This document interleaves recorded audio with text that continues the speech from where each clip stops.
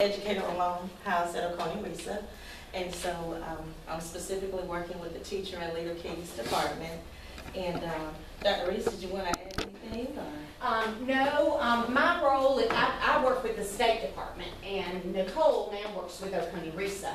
And as you know, this whole process, y'all been involved in Teacher Keys a couple of years now. So I work with the State Department, and I'm also assigned to Oconee Resa, to the administrators here, and to the teachers, and to Nicole, to help make a transition, because the Race to the Top money is going to run out, and that's how I'm paid. So when they don't pay me anymore, I won't be coming around anymore. But anyway, I am here to support Nicole and to answer any questions that she may be a little bit vague on. I don't think there are any questions she's vague on, because she has just walked into this position and has just really taken it as her own, and has really done a lot of thorough planning and everything. So, but we are here to support you and to help you. Nicole is here at Oconee Resa in Tennille. My mama was born in Tennille. I graduated from Washington County High School in 1976. I don't want to tell my age, but anyway, I'm so proud of your beautiful school. And it's gorgeous. It's gorgeous. And I know you don't have much time, so I'm going to hush and let Nicole carry on. Just briefly, a little bit about me. I actually used to work in Washington County at the middle school from 2001 to 2004. I taught math there, and when I left there, I actually went into administration in Jenkins County, and so I've been an assistant principal, middle school principal, and my last 4 years prior to this position, I was in the central office and was over special ed and a bunch of other stuff. So just a little bit of background so you know who I am. But again, what we're doing over the course of this year, we are going to look at the teacher assessment of performance standards. And I'm going to do a lot of the familiarization activities with you all, basically breaking down the standards and really taking a look at them so that you know what you're being held accountable for in terms of performance standards on the Teacher Keys evaluation system. And so what I did, divided it into 5 modules, and we're going to start out in module 1, which deals with the assessment pieces, because as we all know, everything hinders on assessments. Everything we do, we plan, assessments drive everything else. So I kind of switched it up a little bit and decided, let's start with the assessment strategies and assessment uses. So that's kind of where we are with this. We'll have one activity. For time purposes, I discussed with Ms. Gilbert, maybe doing some follow-up with the teacher platform and some of the videos in there. And we'll talk later about FIP and just a little bit of follow-up things that she's going to do with you all in between the times that I come. So any questions? Okay. And I learned a new toy today. And I'm excited. I'm like a kid with a new toy. So we've kind of gone over that, just a brief agenda. We're going to look at standards 5 and 6. We're going to explore the fact sheets. And we're going to actually look at the rubrics. And here again, these 2 activities, this will probably be your follow-up. Ms. Gilbert asked me to kind of tie it up around 9:15, so that'll give us a little bit of time. I want to spend more of the time with the fact sheets, and then she'll do the follow-up. All right, these are just AEIOU norms. We are adults, so I'm in your house, so we're going to move on from there. But, you know, if you have to take a call or whatever, that's fine. Yeah, I've been in your position, so we're good. All right. Have you all seen the screen several times? So here again, you know that this is the model for the Teacher Keys effectiveness system. And you know you have your 3 components, the teacher assessment of performance standards, we'll call it TAPS, you know, the surveys of instructional practice, and also your student growth. And again, for the purpose of what we're doing, we're going to focus here on the TAPS and really examine that piece. Here again, just as a review, you know that there are 10 standards. And like I said, when I did it, we're taking it in 2. So you will have the 5 modules. And we're going to start here. And then kind of flip it. Your next module will be professional knowledge and instructional planning, and we'll go from there.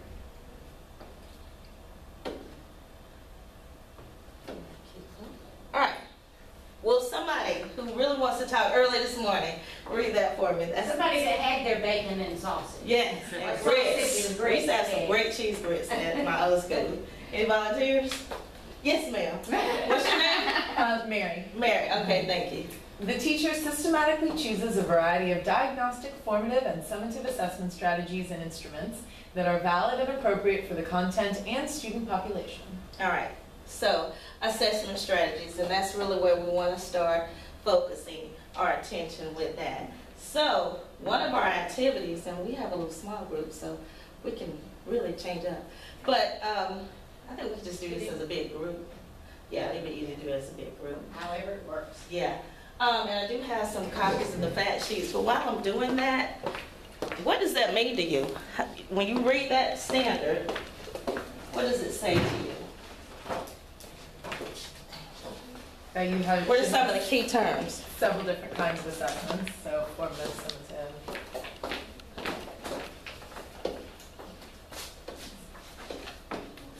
I'm still learning my toys, so.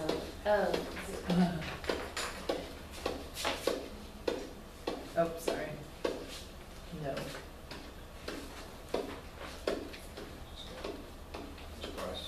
Okay. All right, Audrey. I thought I had my toy. Okay.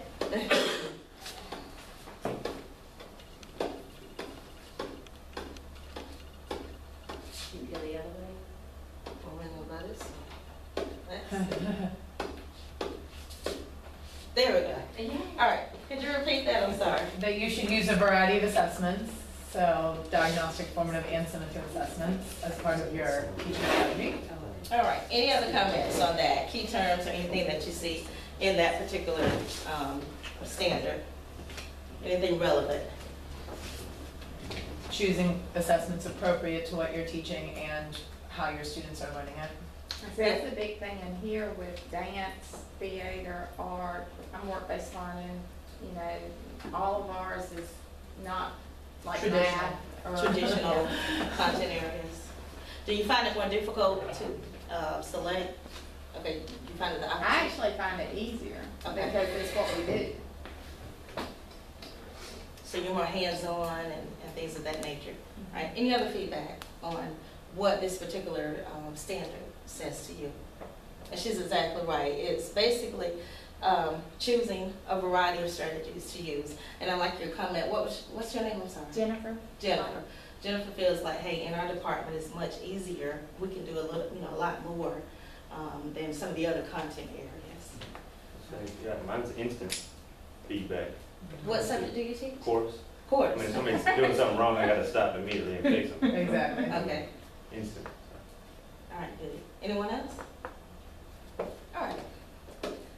Let's start looking at the fact sheet and really get into the research and what all goes into this particular standard. And I know you all have a copy.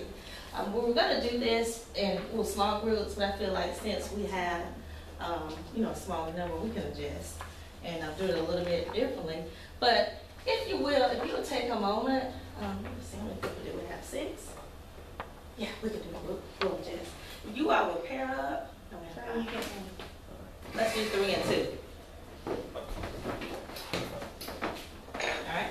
If you all will take a minute, and you do have the fact sheet, and if you would just go through and pull out that second bullet where it says some of the important research, some of the key details and everything, we really want to take a look at that. We're going to come back to how the performance looks with the different rubrics, because we're actually going to go through the rubric. There's a unique rubric for each one of your standards, and so after we do this part, we're going to come back and really take a look at the rubric, because I want you all to understand what each level looks like, level 1, 2, 3, and 4 for each specific standard. There's not one uniform rubric for each standard. It is specific to the standard itself. So after we look at the fact sheet, then we're going to come back and we're going to look at the rubric that's used when your evaluators rate you.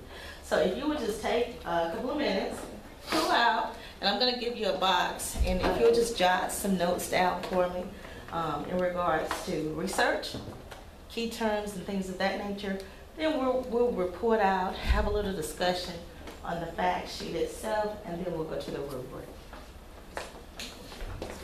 Yes.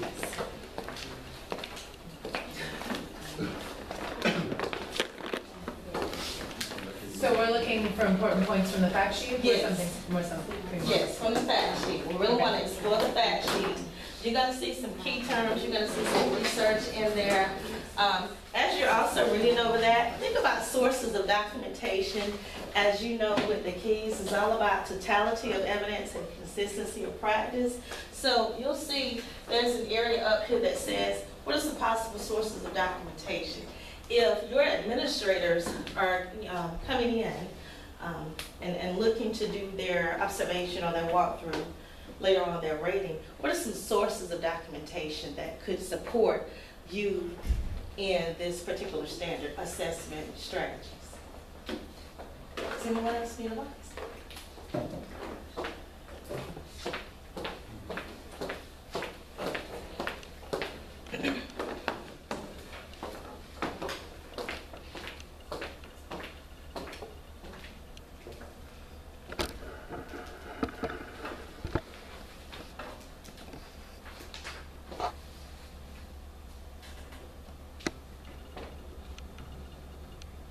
And again, for time purposes, I didn't spend a whole lot of time here. I want to do more conversation with you all on this and reporting out, because we are going to cover kind of two standards. But just really looking at, there's some key terms that are going to come out, some key facts, and then later on talking about what are the sources of documentation.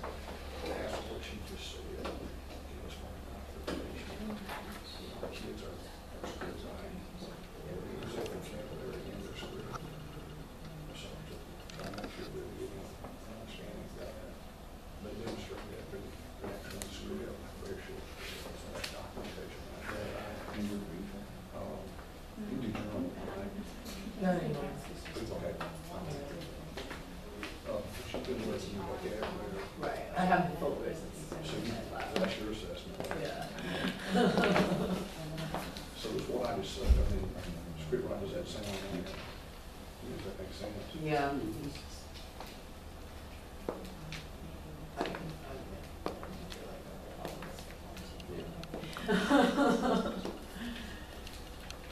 So this is all the bypass department. Except our band director, I guess he got stuck. Gotcha. Yeah.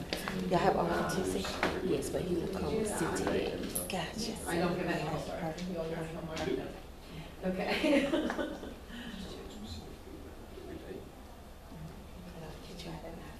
That's fine. That's fine.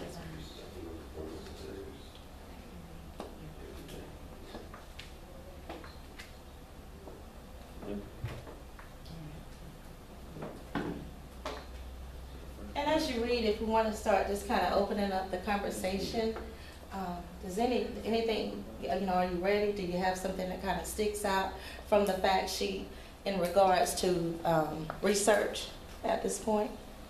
The fact of assessment of learning versus assessment for learning. Great. Do you want to expand on that? Assessment of learning is what they know, and what we're trying to figure out what they actually know. The assessment for learning is we're trying to figure out what we need to do for them. What have they got, what we need to work on, where we need to go with it. And if you could apply that to your specific content, because I know you said you felt like this is easier for your department, just by nature of how the department is set up. Well, Trey and I were just talking about, he did like a check sheet. He had certain elements, of course, he was looking for. And that could be his assessment of learning, and he could also use it for learning, because he could see, where do I need to work, where do I need to, focus a little bit more for. And that's actually good, because as we talk about the next standard, where we actually look at the assessment uses, that's great. We'll come back to that, because that's exactly what you should be doing once you take care of choosing your assessment strategies, conducting the assessment. Then of course the next step is, well, how do you use these assessments to do exactly what you said? Adjust your instruction, adjust your activities and things of that nature. Any other feedback? Anything else that stands out from the researchers? Well, just what an effect all the assessments have on learning, and we give some math on what a positive effect it has for students. Positive effect? Yeah. It says the effect ranges in size from 0.3 to 0.7 standard deviation.